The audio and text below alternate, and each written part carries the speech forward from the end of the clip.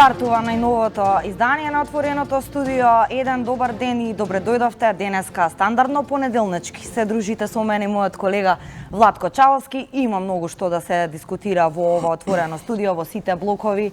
Фокусот секако оно што е најглавно и можеби неизбежно. Изборниот ден. Така е, анализите на вчерашниот прв круг, но одиме со ред. Да идеме што е оно што не очекува во денешното ваше информативно и забавно студио 1 отворено од 14 часот до некаде 23. Имено започнуваме со вклучување на колегата Антонио Крстевски од Слупчане, каде што денеска македонската јавност ја потресе веста, меѓутоа веста за убиството на татко и син во Слупчане, меѓутоа деталите ќе ги слушнеме од Антонио кој што е на терен. Јас и Јана ќе продолжиме со дел од оние изјави кои што беа давани во вчерашното маратонско отворено студио 1 кој што траеше од 19 часот до полнок. А во студиото ќе влезе и Славчо Поповски, бидејќи ни најави дека има вонредни информации за временската прогноза, па ќе слушнеме детално од него кои се тие промени кои што не очекуваат. За потоа, откако ќе го затвориме првиот дел јас и Јана, ќе следат вестите во рамките на студиото. Со Јана се враќаме околу 15 и 20 часот. Со нас во студиото ќе биде човекот кој што има повеќе профили, односно повеќе идентитети. Верувајте дека правиот идентитет не го знаеме ни ние, но најавен е како Божидар Божиновски. Ќе разговараме со него за книгата која што неодамна ја објави, книга која што предизвика интерес во јавноста. Одблиску ќе се запознаеме која е темата која што ја работи Божидар на оваа тема. Го знаете како Моџо Килингтон секако. За во 15:40 некаде овде во студиото со нас да биде Дејан Андоновиќ, со кој што ќе разговараме за сите теми кои што се во фокусот од светот, како и од регионот. Откако ќе следи ново информативно издание во рамките на студиото, во 17 часот гостин овде во Отворено студио Џабир Дерала ќе правиме анализа на вчерашниот ден, а ќе се вклучиме и малку со една поинаква тема, спортот, односно заминувањето на Сергеј Самсоненко од ракометниот клуб Вардари, што тоа значи за европскиот шампион. Откако ќе се одјавиме јас и Јана и ќе следи забавниот дел, започнува со Звезда број 1, музичкото талент шоу, за потоа да се дружите со Стефан и Нина од Ексклузив и секако Сергеј Варошлија, а во 19:20 студиото го презема Сашо Ордановски, ќе разговара со Ѓорги Дренковски од ГДУ, секако Граѓанската демократска унија, анализа на вчерашниот изборен ден. Ке го проследите и централниот дневник во 20 часот, пред авторската емисија Лица во 21, каде што Анета Кочишки ќе разговара со кошаркарската легенда Перо Антич. За сите негови успеси, за историјата која што ја испиша станувајќи првиот македонски кошаркар кој што заиграл во најсилната НБА лига во Америка. И во 22 часот Сашо Ордановски продолжува на уште една тема, анализа на изборите од вчера, а негови гости ќе бидат Мухамед Зекири од СДСМ, Владко Ѓорчев од ВМРО ДПМН и градоначалникот на Гостивар, господинот Арбен Таравари. За потоа да следат уште едни вести и така некако да го завршиме овој ден. Така е, тоа е накратко се она што ќе се одржи од нашето Отворено студио 1. Се надеваме ќе го задржиме вашето внимание. А сега ќе одиме, односно ќе погледнеме дел од вчерашните разговори, како што најавивме од анализата на изборниот ден. Многу постави се сменија во вчерашното вечерно Отворено студио 1. Секако во секој момент ќе очекуваме и линковска врска од колегата Антонио Крстевски, кој што е на терен, како што спомена претходно и Чаловски, со детали за убиството која што ја потреса македонската јавност во селото Слупчане. Затоа потоа, за почеток ќе погледнеме делот разговорот кој што вчера колегата Саша Ордановски го имаше со неговите соговорници и аналитичари во однос на пребројувањето на гласовите и секако изборниот ден. Моја констатација е дека и се изморени граѓаните од гласање секоја година. Да, ние буквално речи си секоја година. 2016 имаме секоја година избори, дури 2020 и пак 2021 ќе имаме избори. Значи, колку тоа ќе кошта на државата, колку граѓаните веќе се заситени од слушање исти приказни и мислам дека и тоа е компонента, или треба да се избере председател во собрание, или да најдеме начин да има избори заедно со локални и парламентарни, но како тоа би се извело... Па, затоа што се мандатите различни, така се смислени секогаш да не се поклопуваат. Аксандар, дали сте вие изненаден од практично многу слабиот одзив во диаспората? На што е тоа реакција? Не сум изненаден, јас и во многу наврати сум кажал дека политичките партии со овој модел на гласање на диаспората без никаква анимација на диаспората, ево кажа дека за да се заштедат пари не дали ни објави оваа година. Видите, овие избори во секоја држава се коштаат. Но ако имате вие законско решение за гласање диаспората, кој ви дал право да одлучите да не давате реклами за да направите заштеда? Мислам дека покажа и самото гласање на диаспората, дека овој модел е апсолутно неприфатлив по ниту еден стандард и мора да се промени или да се предложи тој закон со кој ќе се прави на секој 6 месеци анимирање на диаспората, но пак ќе кажам, јас се сомневам во одзивот на диаспората, освен да се воведе гласање по пошта и да видиме дали вистина и тогаш... А може би по интернет, не само по пошта? Не сме спремни за по интернет, да одиме корак по корак. Добро. Чекор по чекор. Би додал уште нешто што мислам дека е битно.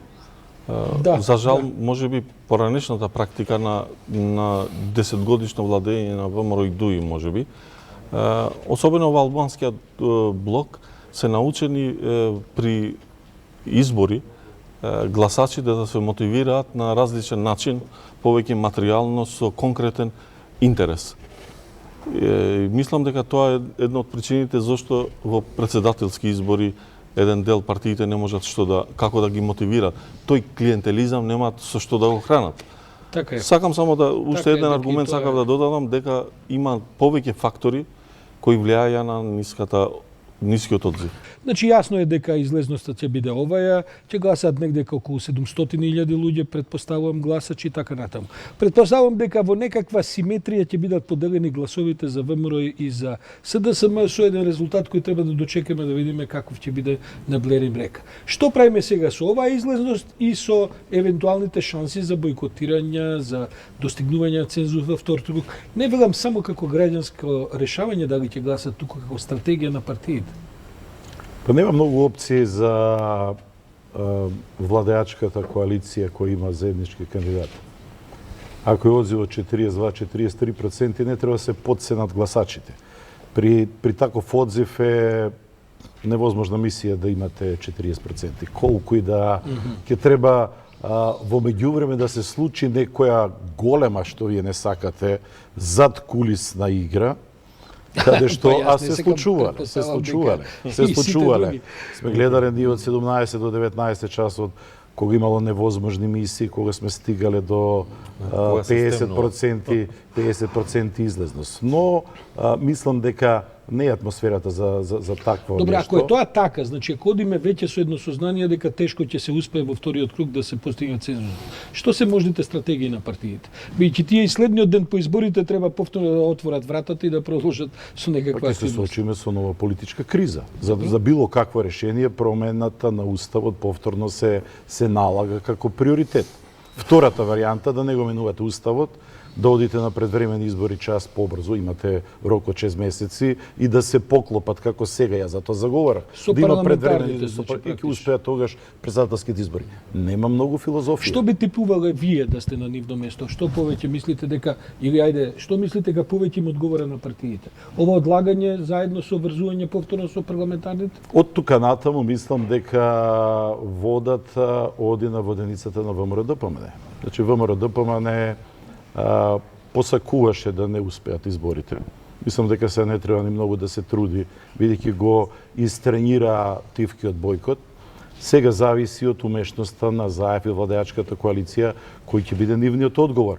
Варијантата е да се истера мандатот до крај е само една единствена, да се понуди тоа што го нудел ЗАЕФ пред преспанскиот договор Значи, и референдумот, заедничка- една голема коалиција и да тераме да видиме да ги почнеме заеднички преговорите. И ако почнеме заеднички преговорите, мислам од тука натаму Македонија довлезат во Европската унија, веројатно така ќе треба да ги истера сите сериозни реформи, затоа што се ова што го гледавме во изминатиот период беше јасно дека со ова мнозинство ЗАЕФ направи чуда, но чудата не можеш да ги правиш, да ги повторуваш. секоја недела. Тие се бројките, тоа е расположението кај електоратот. Очигледно дека овие резултати ќе покажат дека ке македонците веројатно е во блага предност ЗАЕФ. Ја има поддршка, ти очекувам ја сега не ги знам резултати, очекувам да биде предноста на Пендаровски. Дали таа ќе биде 30, 50 илјади ќе видиме, не може да биде 100 илјади затоа што го имаме река,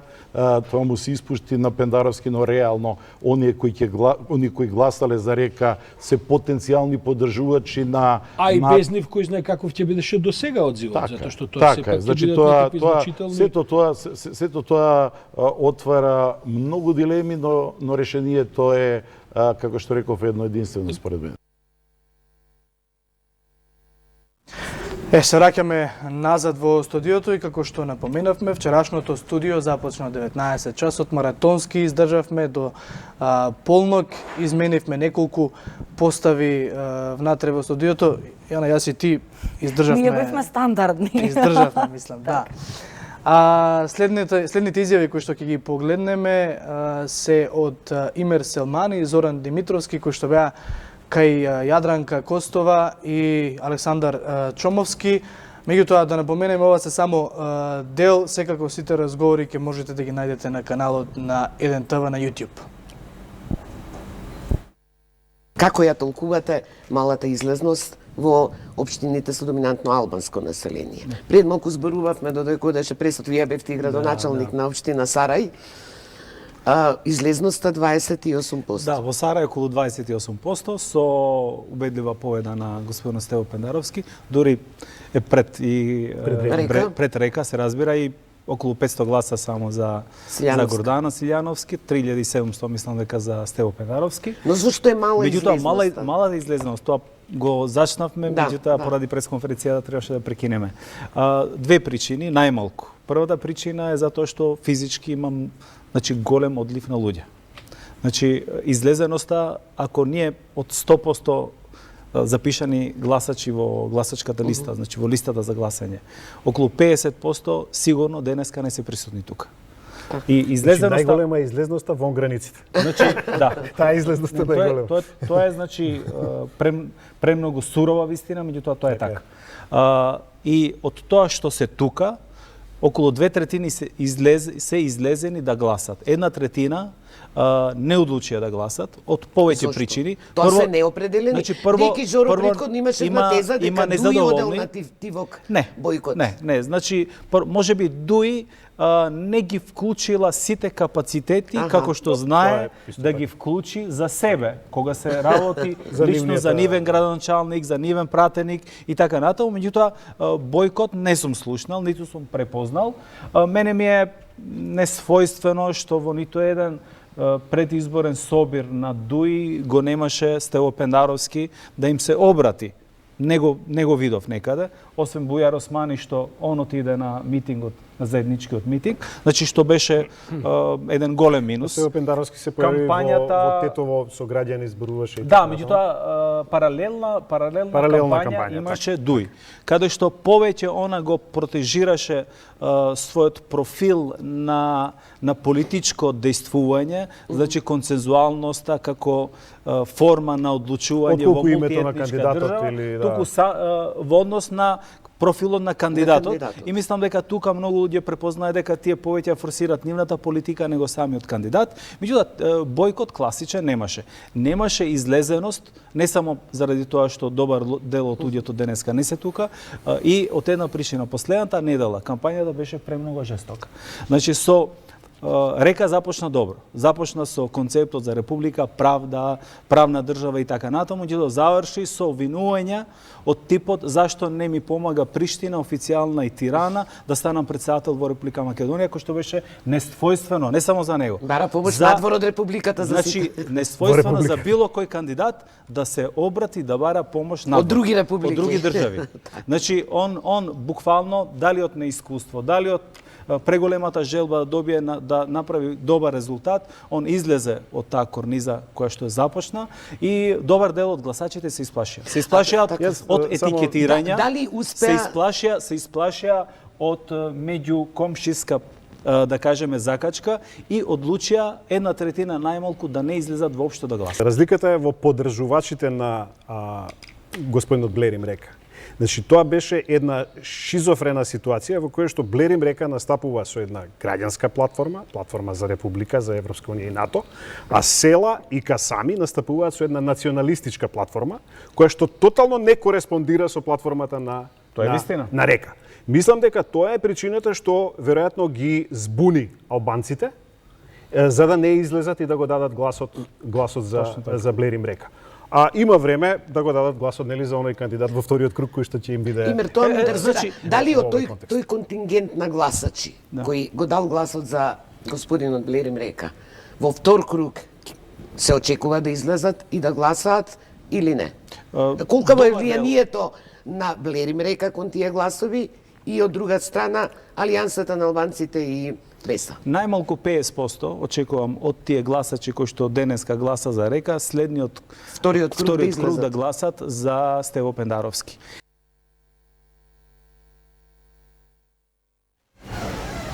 Да. Еве на назад во студиото, како што најавивме, со нас стандардно е и Славчо Поповски, нашиот дежурен известувач за временските прилики и неприлики. Славчо, ајде да започнеме, секако може и нели на сајтот 1tv.mk да ги следат твоите детални анализи, временската прогноза после сите вести, меѓутоа она што е најважно, најави нови информации и чинам дека ни се приближува некој топлотен бран. Да, првиот поизразен топол бран. Оваа ноќ ќе помине еден влажен бран кој ќе услови врнежот дожд во поголем дел држава. Веќе тие во текот на утрешниот ден полека ќе престануваат. Во вторник очекуваме постабилно време, но од среда значително потопло. Температурите на секаде ќе се искачат над 20 степени во најтоплите региони. Истите ќе се искачат и до околу 30 степени. Ова ќе биде до крајот на неделата, односно вклучително и великденските празници, што да очекуваат еве граѓаните? Релативно нестабилно. Па така, во попладневните часови очекуваме локален развој на нестабилна облачност, проследена со пороен дожд, грмежи и со засилен ветер, но поради затоплувањето е нормално и атмосферата доста ќе се загрее, има услови за поинтензивни атмосферски процеси, проследени со услови за појава на град, пороен дожд, електрични празнења. Значи континуирано сите денови ќе имаме променливо во попладневните часови. Да, но доста топло. Доста топло? Тоа значи дека и следниот викенд, така, за Великден, бидејќи сепак е празник, сигурно сите ги интересира. Топло. Иако нестабилно, но релативно топло време. И да напоменеме дека поради силното југозападно струење од Сахара ќе започне да се врши транспорт на прашина и на песок, со што и атмосферата ќе биде значително заматена. Ова не е прв пат да има вакви појави. Славчо, на што се должат? Тоа е многу нормална работа. Имавме лани, чинам. Да, тоа се случува често кај нас, поради затоа што сме директно на удар од северните предели на Африка кон нашата држава да се врши таков транспорт. Ке има ли никакви последици по здравјето на граѓаните? Секако дека ќе има. ќе имаме доста неповолни биометеоролошки услови, па така особено кај метеопатите ќе има и позначителни здравствени проблеми. Тој бран кога ќе дојде еднаш, потоа ќе се задржи или се уште не предвидено? Некаде до недела очекуваме да се задржи. На почетокот од следната недела очекуваме нешто малку посвежо време, но и понатаму релативно топло. Значи континуирано, да, и овој април. Топло, но нестабилно. Променлив, така. Некоја дополнителна информација? За ако сега имаш? толку граѓаните да не следат и на еден тава точка, мака нормално. Така, добро. Славчо, ти благодариме. Ви благодарам на вас. Да, продолжете да ги да ја следите временската прогноза на еден ТВ со Славчо Поповски. Јас и Јана овде го затвораме овој прв дел од студиото. Следи информативното издание, таму ќе го очекувате и колегата Антонио Крстевски од Слупчане и деталите што се случувало во Слупчане.